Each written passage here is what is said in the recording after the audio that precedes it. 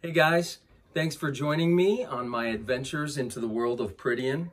Again, we're reading the Chronicles of Prydian by Lloyd Alexander.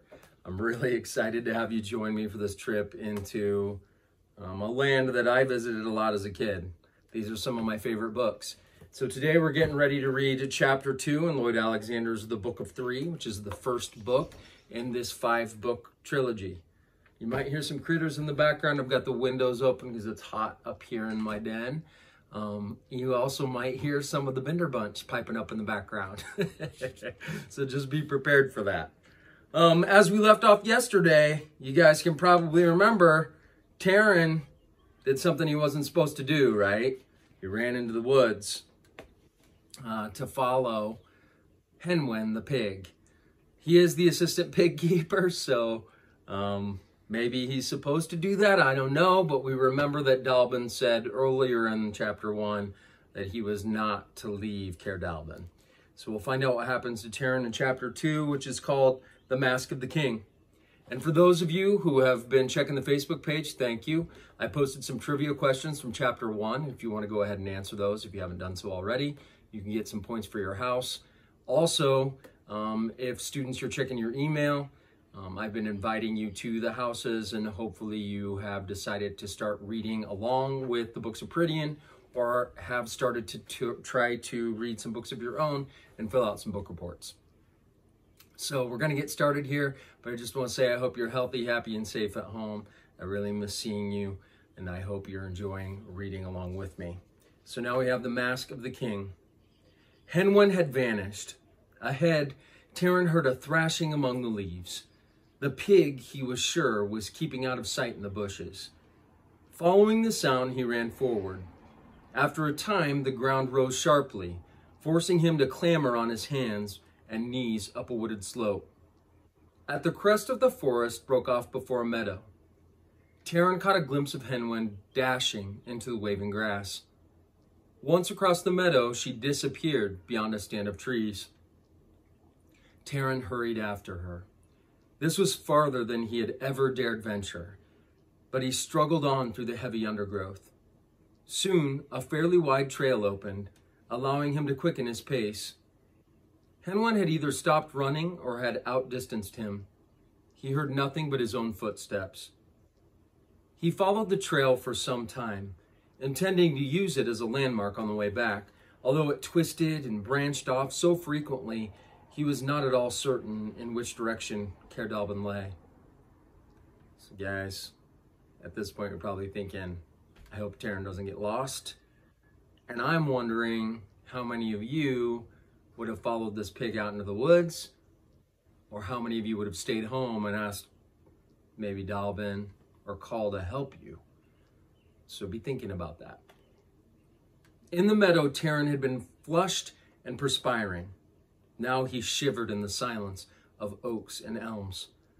The woods here were not thick, but shadows drenched the high tree trunks, and the sun broke through in only jagged streaks. A damp green scent filled the air. No bird called, no squirrel chattered. The forest seemed to be holding its breath. Yet there was, beneath the silence, a groaning restlessness and a trembling among the leaves. The branches twisted and grated against each other like broken teeth. The path wavered under Taran's feet, and he felt desperately cold. He flung his arms around himself and moved more quickly to shake off the chill. He realized, running aimlessly. He could not keep his mind on the forks and turns of the path. He halted suddenly. Hoofbeats thudded in front of him. The forest shook as they grew louder. In another moment, a black horse burst into view. Taran fell back, terrified. Astride the foam-spattered animal rode a monstrous figure. A crimson cloak flamed from his naked shoulders. Crimson stained his gigantic arms. Horror-stricken, Taran saw not the head of a man, but the antlered head of a stag. The Horned King. Taran flung himself against an oak to escape the flying hooves and the heavy, glistening flanks. Horse and rider swept by. The man was a human skull, and from it the great antlers rose in cruel curves. The Horned King's eyes blazed behind the gaping sockets of whitened bone. Many horsemen galloped in his train.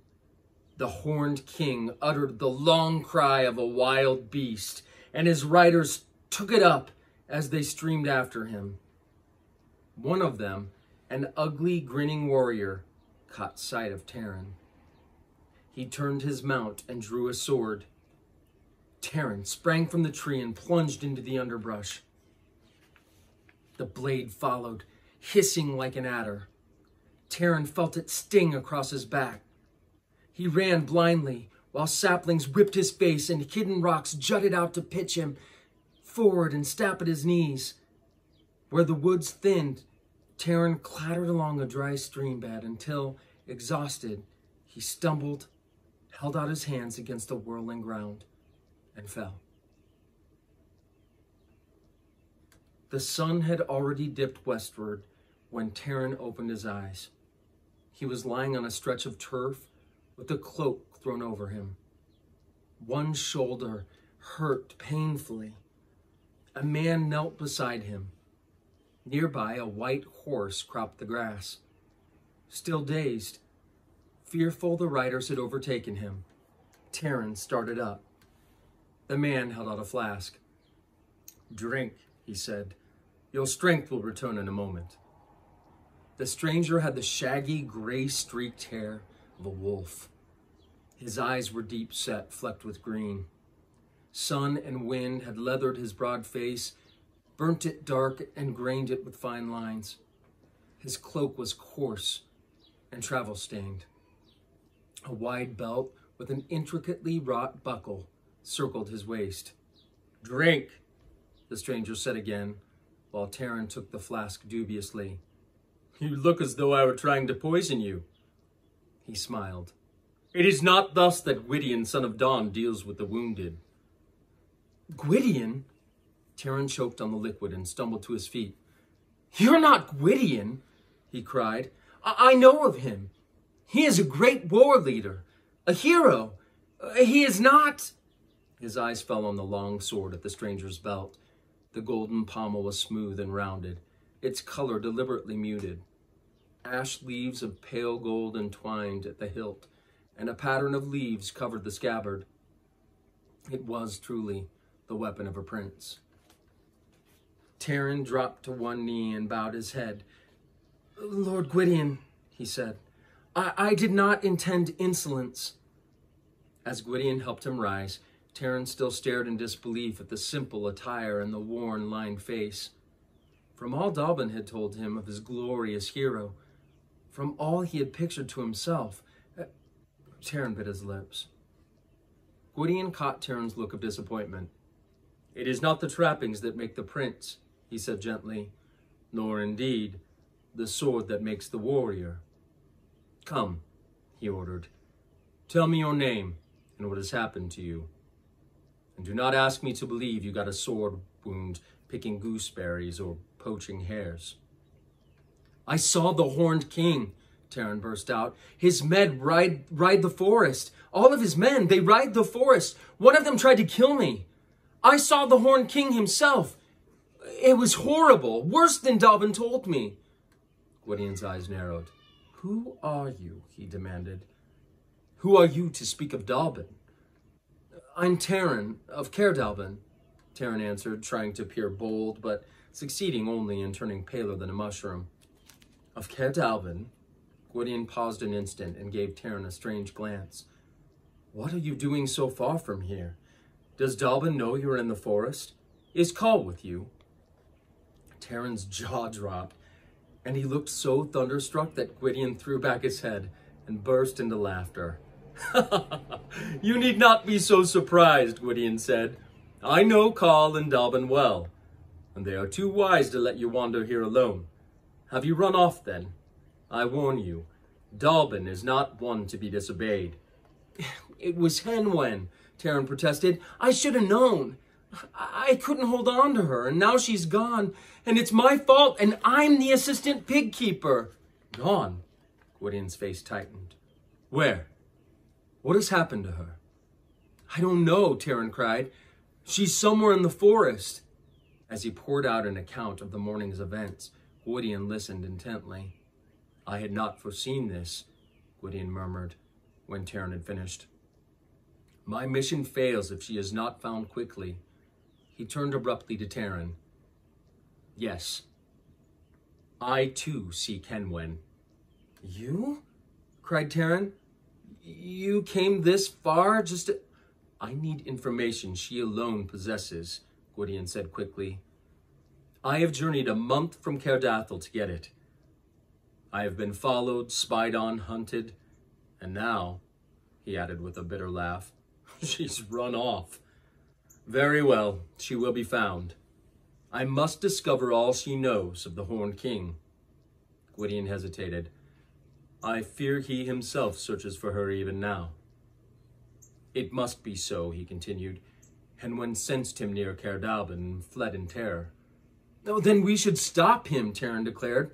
Attack him. Strike him down. Give me a sword and I will stand with you. Gently, gently, chided Gwydion.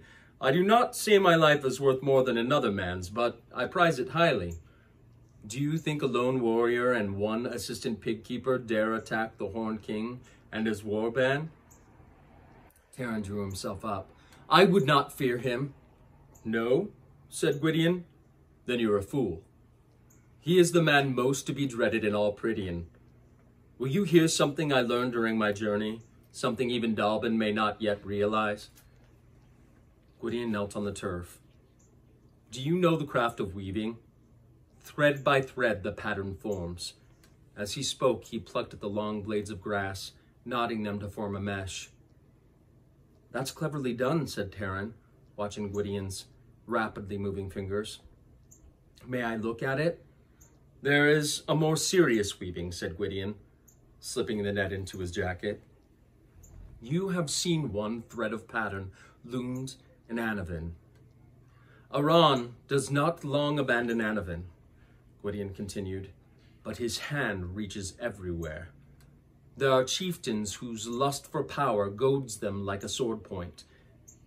To certain of them, Aran promises wealth and dominion, playing on their greed as a bard plays on a harp. Aran's corruption burns every human feeling from their hearts, and they become his liegemen, serving him beyond the borders of Annavin and bound to him forever. And the Horned King? Gwydion nodded. Yes, I know beyond question that he has sworn his allegiance to Aran. He is Aran's avowed champion. Once again, the power of Annavin threatens Prydian. Taran could only stare, speechless. Gwydion turned to him. When the time is ripe, the Horned King and I will meet, and one of us will die. That is my oath. But his purpose is dark and unknown, and I must learn it from Henwen. Oh, she can't be far, Taran cried. I'll show you where she disappeared. I think I can find the place. It was just before the Horned King... Gwydion gave him a hard smile. Do you have the eyes of an owl to find a trail at nightfall? We sleep here, and I shall be off at first light. With good luck, I may have her back before... What of me? Taran interrupted. Henwen is my charge. I let her escape, and it is I who must find her. The task counts more than the one who does it, says Gwydion. I will not be hindered by an assistant pig-keeper who seems eager to bring himself to grief. He stopped short and looked wryly at Taran. On second thought, it appears I will. If the Horned King rides towards Caerdalban, I cannot send you back alone, and I dare not go with you and lose a day's tracking. You cannot stay in this forest by yourself, unless I find some way. I swear I will not hinder you, cried Taran. Let me go with you. Dallben and Coll will see. They'll see what I can do and what I set out to do. They'll know that I'm capable. Have I another choice? Said Gwydion. It would seem, Taran of Caerdalban, we follow the same path. For a little while, at least. The white horse trotted up and nuzzled Gwydion's hand. Malignar reminds me it is time for food, Gwydion said. He unpacked provisions from the saddlebags. "Make no fire tonight," he warned. "The Horn King's outriders may be close at hand." Taran swallowed a hurried meal. Excitement robbed him of appetite, and he was impatient for dawn. He wound and stiffened so that he could not settle himself on the roots and pebbles. It had never occurred to him until now that a hero would sleep on the ground. Gwydion, watchful, sat with his knees drawn up, his back against an enormous elm. In the lowering dusk, Taran could barely distinguish the man from the tree, and could have walked within a pace of him before realizing he was any more than a splotch of shadow. Gwydion had sunk into the forest itself. Only his green-flecked eyes shone in the reflection of the newly risen moon. Gwydion was silent and thoughtful for a long while. "So you are Taran of Caer Dallben," he said at last. His voice from the shadows was quiet but urgent. "How long have you been with Dallben? Who are your kinsmen?" Taran hunched against a tree root, pulled his cloak closer about his shoulders. "I've always lived at Caer Dallben," he said. "I don't think I have any kinsmen. I don't know who my parents were. Dallben has never told me. I suppose," he added, turning his face away, I don't even know who I am." "In a way," answered Gwydion, "that is something we must all discover for ourselves. Our meeting was fortunate," he went on. "Thanks to you, I know a little more than I did, and you have spared me a wasted journey to Caer Dallben. It makes me wonder," Gwydion went on with a laugh that was not unkind. "Is there a destiny laid on me that an assistant pig keeper should help me in my quest?" He hesitated. "Or," he mused, "is it perhaps the other way around?" "What do you mean?" Taran asked. "I'm not sure," said Gwydion. "It makes no difference. Sleep now, for we rise early tomorrow." So rather than finding Henwen, we find ourselves further and further into the forest and further into this adventure. I hope you're liking Taran as he tries to figure out the right thing to do. That's important to all of us, to figure out who we are and figure out what's right and how to do the right thing. As we're reading, I'm wondering if you're picturing what Taran looks like. I'm excited to see drawings from you of what you think Taran looks like. And if you send me a picture or a drawing of what you think our hero Taran looks like, I'll give you points for your house. So that's your challenge for the week. As you listen to these chapters and the next chapters that I read, start drawing Taran, send me a picture. I'll post some of those pictures. I'll even pick my favorite one because I have a pretty good idea of what I think he looks like.